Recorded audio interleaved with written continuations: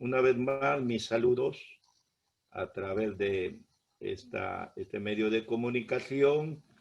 Y en esta vez voy a invitarles a abrir el libro de Marcos, capítulo 8 y versículo del 11 al 13. Libro de Marcos del capítulo 8, versículos del 11 al 13. Dice la palabra del Señor: vinieron entonces los fariseos y comenzaron a discutir con él, pidiéndole señal del cielo para tentarle. Y gimiendo en su espíritu dijo: ¿por qué pide señal esta generación? De cierto os digo que no será dada señal a esta generación. Y dejándolos, se volvieron a entrar en la barca y se fue a la otra ribera. Bien, el Señor había terminado de hacer un gran milagro: alimentar a 4,000 personas. Y luego entró a la región de Dalmuta, una pequeña región donde Jesús vino a continuar con su ministerio de la predicación, enseñanza y también la de hacer milagros de acuerdo a la necesidad de las personas. Cuando el Señor desciende, las multitudes lo siguen, entonces aparece la controversia de los fariseos. Siempre donde Jesús estaba reunido, pues había muchas personas que de buena gana estaban ahí para escucharle y muchos enfermos para recibir algún milagro de Jesús. Y se sumaba a todo este grupo maravilloso de gente necesitada, fiel, que buscaba al Señor, también el grupo de los fariseos que venían para discutir. El pensamiento de esta tarde: señal del cielo. ¿Quién pedía señal del cielo? Y era para tentarle los fariseos. Los fariseos demandaban que Jesús haga una señal, pero no cualquier señal, sino una señal del cielo. Cuando en el tiempo de Jesús surgían falsos mesías, cosa que sucedía con bastante repetición en los tiempos de Jesús. Se daba esta clase de personajes que decían ser el Mesías y sucedía que trataban de seducir al pueblo para que lo sigan, prometiéndole señales sobresalientes. Entonces, a partir de esa costumbre, de esas manifestaciones civilinas, manifestaciones falsas, es que se habían acostumbrado de que el Mesías pueda hacer señales para convencer a la gente. Por ejemplo, estos mesías falsos prometían dividir las aguas del Jordán en dos partes, dejando un camino por en medio. Ellos decían, por supuesto, que no lo iban a hacer. O tal vez ellos decían hacer caer los muros de la ciudad con solo decir una palabra. Era esa clase fantasiosa de señales las que los fariseos demandaban de Jesús. Querían presentar algún acontecimiento alucinante que desafiara la ley de la naturaleza y sorprendiera a la gente. Pura fantasía, pura falsedad, puro engaño, puro sensacionalismo. Eso es lo que acostumbraban los falsos profetas a ofrecer, aunque nunca cumplían con esta clase de señales que parecían muy extraordinarias, pero que nunca las mostraban. ¿Qué pensaba Jesús sobre esta demanda de señales? Para Jesús, tal demanda no era debido al deseo de ver la mano de Dios, sino el hecho de que ellos eran ciegos espirituales y no querían entender lo que son las cosas de Dios. Para Jesús todo el mundo estaba lleno de señales. Los sembríos de los campos era una señal.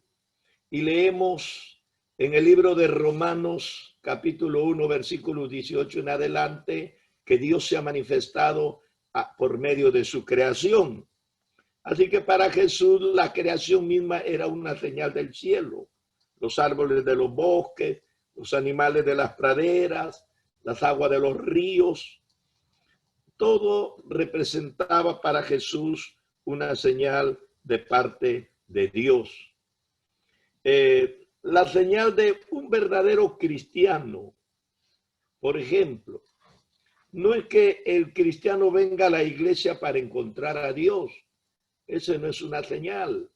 Hay mucha gente que va a la iglesia, entra y sale y no ha sufrido un cambio, no ha tenido ninguna experiencia con Dios, en realidad no aprovechó nada, sino que cada creyente puede encontrar a Dios en todas partes, porque como dice la palabra de Dios, en Dios somos, en Él nos movemos, en Él estamos. Así que no es que solo dé importancia a los lugares sagrados, sino que se santifica aún los lugares más comunes. Dios puede estar en los mercados, Dios puede estar en las universidades, Dios puede estar en los centros de hacinamiento de gente. En fin, no hay un lugar donde Dios no pueda estar. Por ejemplo, un caso muy concreto, lo que le sucedió a Moisés cuando pastoreando las ovejas en el desierto, llegó hasta el monte del Horeb. En Éxodo 3:5 dice, había una zarza que ardía y no se apagaba. Y Moisés fue a ver de qué se trataba, porque en ese bioma desierto, los árboles, pocos que habían, ardían constantemente, pero era tan escasa la vegetación que no duraba mucho. Sin embargo, esta zarza estaba ardiendo y no se apagaba. Entonces, eso despertó la curiosidad de Moisés y subió al monte para ver de qué se trataba. Dice la palabra del Señor que Jehová le habló, le dijo, quita el calzado de tus pies, porque el lugar en que tú estás, tierra santa es. En realidad la tierra no es santa porque esté santificada. La tierra o cualquier lugar se convierte en una tierra o un lugar santo por la presencia de Dios. Así que en un templo, si no está la presencia de Dios, pues no es santo. Si en algún lugar determinado de la tierra, si no está la presencia de Dios, tampoco es santo. Es la presencia de Dios lo que santifica. Así que Jesús también tuvo esta experiencia con una mujer que nosotros conocemos del capítulo 4 del libro de Juan como la samaritana. La mujer defendía su religión tradicional y la mujer trató de explicarle a Jesús, a quien identificó como un judío extraño, porque él estaba hablando con ella, cosa que por tradición histórica judíos y samaritanos no se trataban entre sí. La mujer, al descubrir que Jesús no era un judío cualquiera, entonces lo toma por un profeta. Se aprovecha en ese momento para que Jesús le explique. Porque él le dijo, mire, la mujer dijo, en este monte nosotros adoramos porque aquí nuestro padre Jacob nos ha dado estos pozos para subsistir. Ustedes dicen que en Jerusalén. Dime dónde debo adorar, buscando un lugar determinado, como el que estoy mencionando. Jesús le dijo, créeme, mujer, que la hora viene, cuando ni en este monte ni en Jerusalén adoraréis al Padre. Dios es espíritu y los que le adoran deben adorarle en espíritu y en verdad. Así que esto es lo que Jesús pensaba sobre las señales. Dios está en todas partes y la persona no debe andar buscando una señal. Lo que la persona debe andar buscando es la presencia de Dios que se manifieste en su vida y que verdaderamente la gente pueda tener una vivencia con Él y salga bendecido de acuerdo a su fe y su necesidad. ¿Cuál era la creencia popular sobre el Mesías? La época en que vivió Jesús tenía la tendencia de buscar a Dios en lo extraordinario. Se creía que cuando viniera el Mesías sucederían las cosas más alucinantes. Una de las creencias populares de aquel entonces era que cuando el Mesías apareciera, lo haría sobre el pináculo del templo, proclamando la liberación de Israel y desplegando una luz del cielo como señal de que él era el Mesías. Mire esta clase de creencia que tenían los fariseos. Recordamos la segunda tentación de Cristo. ¿Recuerdan la segunda tentación de Cristo? Está en Mateo 5, 4, 5 y 6. Dice la palabra de Dios: entonces el diablo le llevó a la santa ciudad. Está hablando de Jerusalén, porque el Señor, cuando comenzó la tentación, estaba en el desierto. Y ahí en el desierto tuvo hambre y ahí es donde el diablo comenzó a tentarlo. Pero en esta segunda tentación dice que le llevó a la ciudad santa, o sea, a Jerusalén. Y lo puso en el pináculo del templo, la parte más elevada. Porque el templo que había construido Herodes era el templo más majestuoso, más grande y también más alto. Así que el pináculo del templo era la parte más alta de donde se veía no solamente toda la ciudad, sino todo el valle. Y ahí lo llevó el diablo y le dijo: si eres hijo de Dios, échate abajo, porque escrito está: a sus ángeles mandará cerca de ti y en sus manos te sostendrá para que no tropiece con tu pie en piedra. Si Jesús habría obedecido al diablo y habría hecho esta clase de señales, seguro que la gente se habría convencido de que él era el Mesías, porque en la tradición popular, en la idea popular que se tenía, era pues que el Mesías vendría haciendo muchas señales. Sin embargo, el Señor no obedeció, mucho menos al diablo. El Señor se sujetó solo al Padre que lo envió. Y eso es lo que nosotros hemos aprendido: la sujeción no a las fuerzas malignas, sino la sujeción a Dios.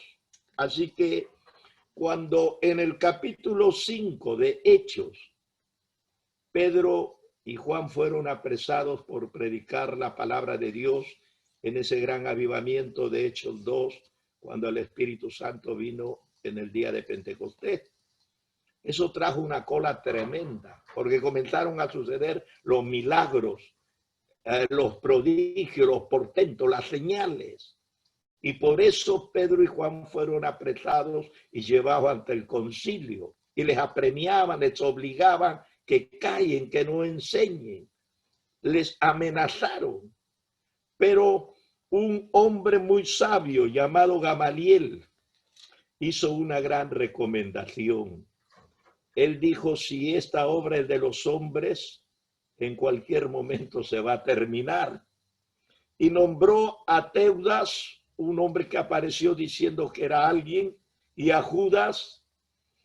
Ellos se levantaron diciendo que eran alguien, pero después de la muerte de estos personajes, todo se diluyó. Entonces Gamaliel los llevó a la reflexión lógica para decir: si la obra de este hombre, que ha sido falso, con su muerte se va a terminar, si es que ha sido falso. Pero si verdaderamente él es quien dice que ha sido, no va a terminar nunca. Por el contrario, tengan cuidado, no sea que vayan a estar luchando contra Dios. Una sabia recomendación. Sabemos que la mayoría de los líderes que mueren pasan por la prueba de fuego. Mientras están vivos, sus ideas están vigentes. Las instituciones que han fundado están vigentes. La gente sigue todo lo que sus planteamientos él lo ha dado. Pero cuando muere es cuando verdaderamente se prueba el verdadero liderazgo. Mientras estuvo en vida, Jesús arrastró mucha gente. Y cuando murió, no arrastró la misma cantidad de gente, sino que se multiplicó. Cada día, en lugar de diezmar, cada día, en lugar de menguar, cada día, en lugar de exterminarse la obra que él había comenzado, crecía y crecía, a pesar de las contradicciones, a pesar de las persecuciones, a pesar de las amenazas. En lugar de detenerse, retroceder y menguar, cada día avanzaba más. Entonces, la recomendación fue muy oportuna. Si esta obra es de los hombres, esto se termina. Pero si es obra de Dios, nadie la puede detener. La verdadera señal del cielo. Hay una señal del cielo, por supuesto. En Hebreos 1, del 1 al 3, encontramos este pasaje de la palabra de Dios. Dice, Dios, habiendo hablado muchas veces y de muchas maneras, en otro tiempo a los padres por los profetas. Dios habló por los profetas. En estos postreros días, Dios nos ha hablado por el Hijo, a quien constituyó heredero de todo y por quien asimismo hizo el universo, el cual siendo el resplandor de su gloria y la imagen misma de su sustancia, y quien sustenta todas las cosas por la palabra de su poder, habiendo efectuado la purificación de nuestros pecados por medio de sí mismo, se sentó a la diestra de la majestad de las alturas.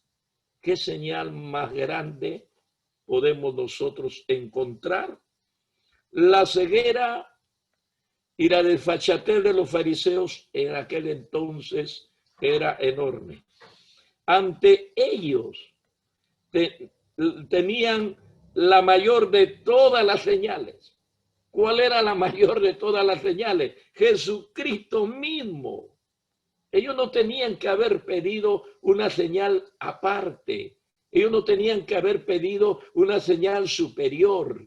Ellos no tenían que haber buscado una señal extra. Simplemente debían haberle escuchado, simplemente debían haberle seguido, simplemente debían haber conocido y ellos habrían descubierto que Dios estaba hablando verdaderamente a través de su Hijo.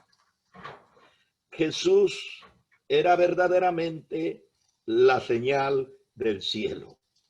Sin embargo, ellos, a pesar de haber oído sus palabras incomparables, a pesar de haber visto sus maravillosos milagros, entraron en contacto con un hombre absolutamente sin pecado. Lo buscaron, lo retaron, lo enfrentaron, lo tentaron, le preguntaron con mandamientos cáusticos, circunstanciales, para tratar de ver la respuesta de Jesús, y jamás encontraron una contradicción o menos una falsedad.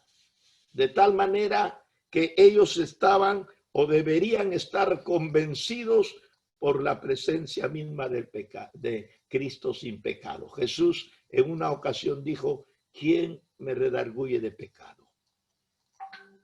Estuvo con la palabra retándolos. Si ellos hubieran conocido algo indebido, seguro que le habrían dicho, pero no tenían argumento alguno. Así que una y otra vez los fariseos y saduceos habían visto el poder de Jesús echando demonios. quitando enfermedades de toda clase, manejando la naturaleza. Jesús hizo enmudecer a los vientos y calmar el agua de la mar embravecida. Jesús caminó sobre las aguas, convirtió el agua en vino, multiplicó 5 panes y 2 pececillos y lo dio a multitudes de gente, sobrando todavía. Así que el Señor demostró frente a ellos el dominio sobre la naturaleza y algo inconcebible hasta ese momento, el dominio sobre la muerte. Resucitó a varias personas frente a multitudes y la gente verdaderamente estaba convencida. Lo habían visto hacer esta clase de maravillas, que eran grandes señales. Sin embargo, ellos seguían esperando una señal más espectacular de parte del Señor. Dios se había manifestado en carne. Eso es lo que Pablo dice más adelante en el libro de Timoteo. Grande es el misterio de la piedad. Dios se ha manifestado en carne. Para un judío, esto no es algo concebible, porque Dios es espíritu y no puede manifestarse en materia. Para un gnóstico, esto es una terrible contradicción, porque la materia es materia y el espíritu es espíritu irreconciliable. El espíritu siempre será bueno para el gnóstico y la materia siempre será mala. Así que un Dios espiritual jamás va a encarnar en una materia mala. Sin embargo, esta es la señal que ellos deberían haber visto y entendido. Hubo mucha negación y mucha persecución y mucha exigencia de parte de los fariseos y los saduceos. Ya lo hemos visto a través de los 4 evangelios. Pero así como hubieron contradicciones, hubieron también muchas aceptaciones. Por ejemplo, el primer personaje que tuvo una duda y fue convencido por lo que él sabía eran las señales del Mesías. Fue Juan el Bautista. En Mateo 11:5 dice que Jesús le respondió cuando él fue a indagar, a averiguar si verdaderamente Jesús era el Mesías o deberían esperar a otro. Entonces Jesús le dijo a través de sus 2 emisarios que le digan a Juan: los ciegos ven, los cojos andan, los leprosos son limpiados, los sordos oyen, los muertos son resucitados y a los pobres es anunciado el evangelio. Con esta clase de respuesta, Juan fue a la eternidad, convencido, seguro que verdaderamente él había presentado al Mesías esperado por Israel. Otro personaje que fue convencido, nada menos que este célebre fariseo llamado Nicodemo. Y en Juan 3:2 encontramos este versículo tan extraordinario.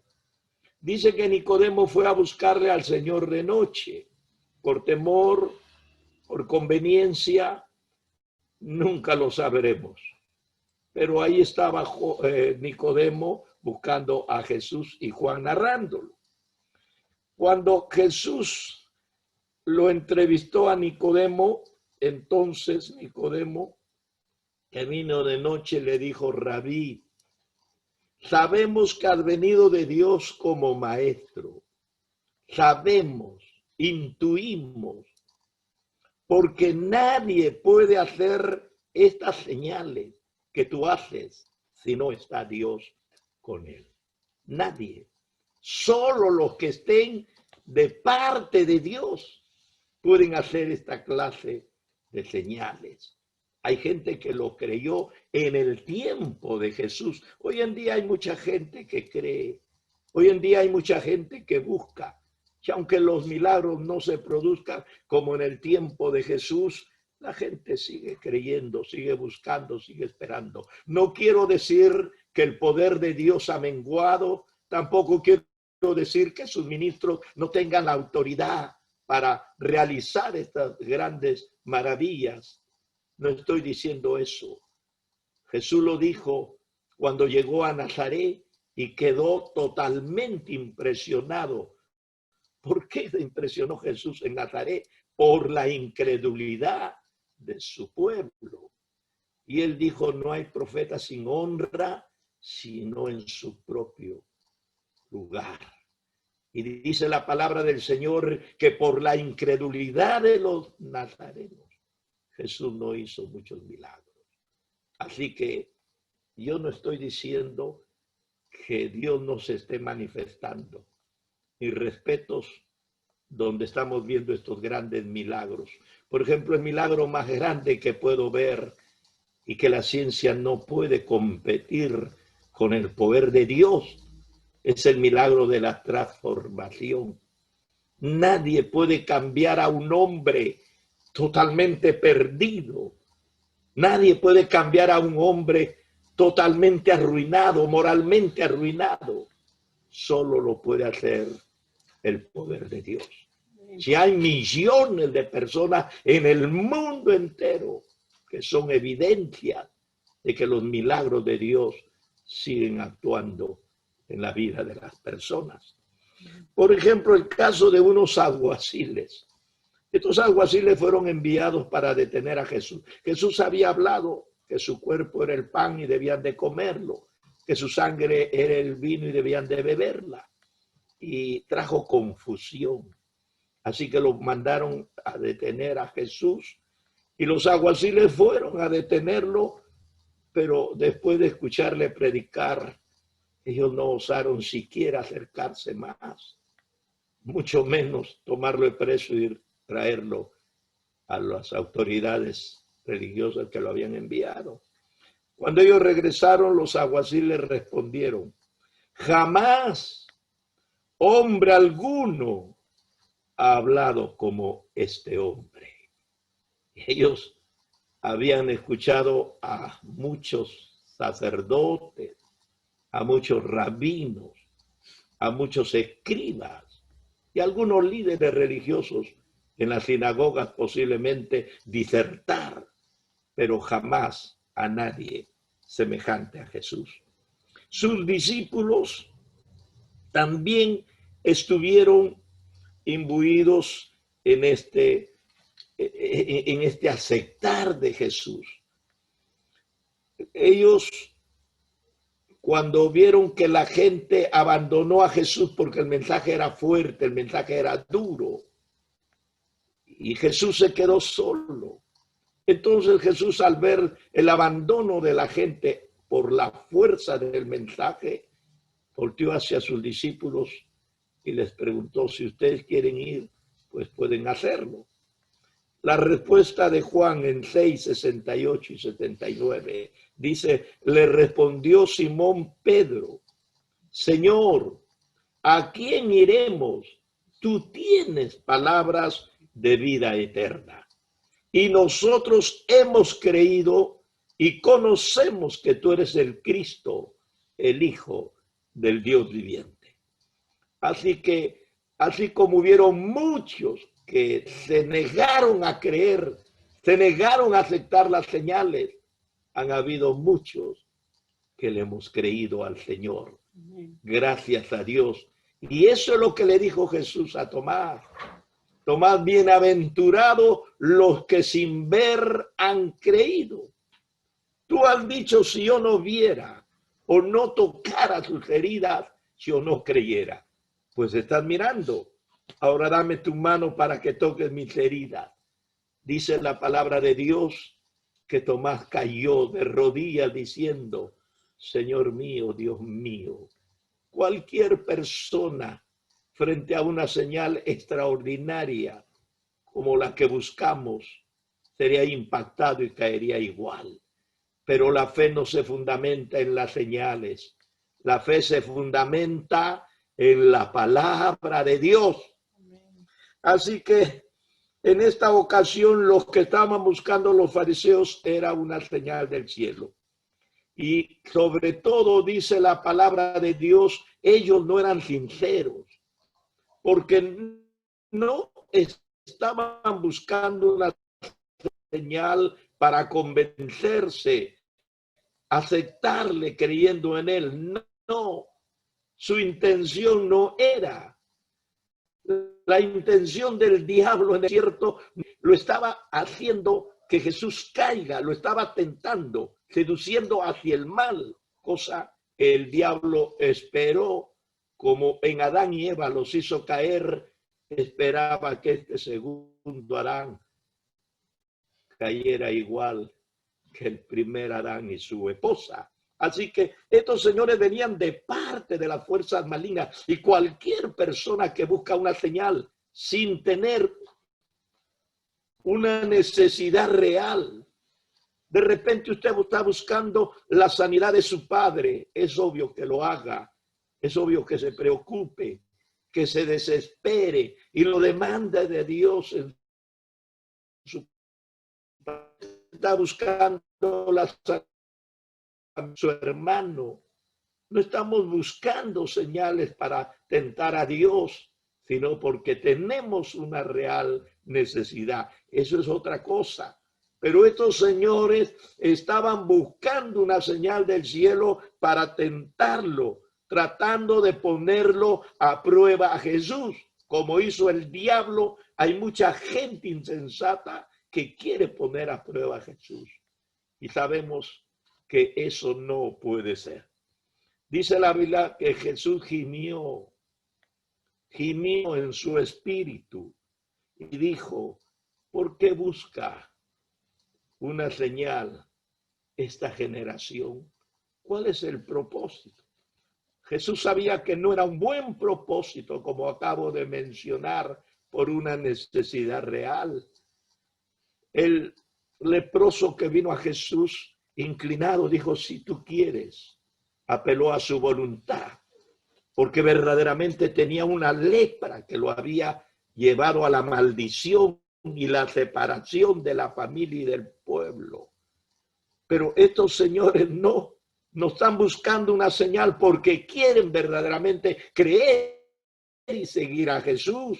Entonces Jesús sabía las intenciones, conoce nuestras intenciones. Jesús le dijo, no será dado ninguna señal a esta generación. Entonces Jesús los despidió y se subió a su barca y se fue a la otra orilla. Dejó Dalmuta, un valle o una zona que pudo haber aprovechado la presencia de Cristo y hubiera oído el mensaje de primera mano y hubiera recibido bendiciones mil a través de los milagros. Mucha gente habría quedado liberada, mucha gente habría quedado sanada, pero por la insensatez de tentar a Jesús y de buscar una señal, ellos no aprovecharon su presencia. ¿Qué podemos decir nosotros en este tiempo? Podemos ir a una reunión evangélica, a una iglesia, o tal vez en su casa por cuestiones de la pandemia, usted puede tomar la Biblia. Pero si busca una intención de contradecir al Señor, recomiendo. Más bien debemos aprovechar la gran oportunidad que nos da a través de su palabra. Él nos dice, al que pide le doy, el que busca halla, el que me llama se le abrirá. Entonces usted puede aprovechar la presencia del Señor que está ofertando, que verdaderamente la gente sincera sí puede tener una señal del cielo, la salvación de sus almas, la salvación eterna. Dios nos bendiga no volveremos a pedir una señal, porque ya tenemos la señal. Jesucristo, nuestro Salvador, es la señal que Dios nos ha enviado. Y los que hemos creído en Él, estamos más que contentos. Suficiente.